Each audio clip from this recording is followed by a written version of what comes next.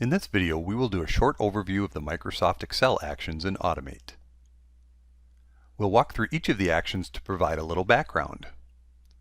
The Excel actions launch Microsoft Excel in the background and use Microsoft Excel automation. As an alternative to the Excel actions, you may want to look at the Open Spreadsheet actions that don't require Excel at all, since they use built-in Automate functionality. Make sure to check out our Open Spreadsheet action video as well. Let's take a look at the Excel actions. The Open Create Workbook action is used to launch Excel in the background and either open an existing workbook or create a new workbook. Workbooks can also be created from templates, and then you can also choose to make Excel invisible if you don't need it. Next, we'll look at the Close Workbook actions. You can save the existing workbook under its original name, do a save as, or don't save any changes at all if you're just reading an existing workbook and not updating anything.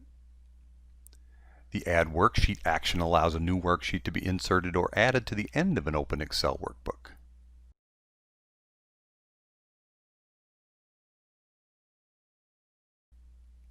The Activate worksheet allows you to select which worksheet you want to perform work on. Get Active Worksheet allows you to get a reference to the active worksheet if needed.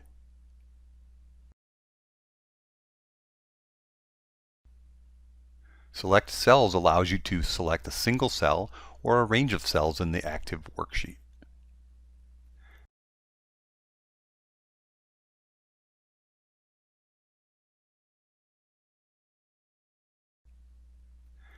Get Selected Cells allows you to retrieve the position of the currently selected cell or range of cells in the active worksheet.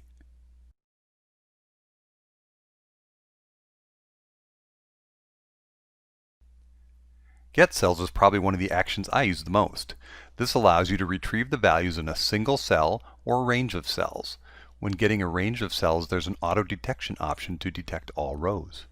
And you can use the first row to determine column names. Otherwise, the column names are based on their cell names. The row data is then returned in a data set, so the rows can be processed via the loop action or easily exported to a CSV or other data format. Set cells can be used to set the values in a single cell or a range of cells. Cells can be set based on a single value, the values from a data set, or a list of specified values if only writing a single row. When writing a list of values, a delimiter can be specified for the columns. Run macro can be used to open an Excel spreadsheet, run a macro, and then save the spreadsheet to a new output file. Now let's add a loop to our example to loop through the contents of our sample Excel file. We will specify the data set we're going to read and uncheck the start and end settings because we want to read the entire data set.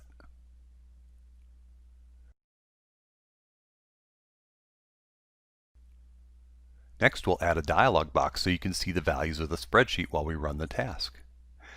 In percent brackets, you can specify the name of the data set with a dot, and then the name of the column you want, and that's how easy it is to reference a column within a data set row.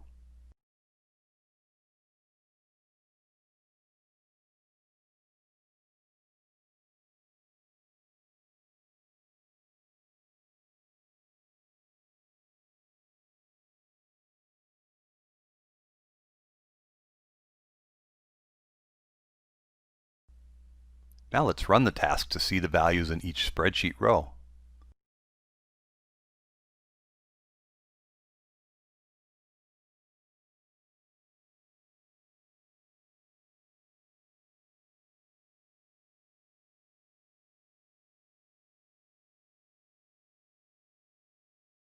You'll definitely find the Excel actions to be very valuable when working with Automate to read and process spreadsheets or write and update them. Make sure to also check out the Open Spreadsheet actions as well.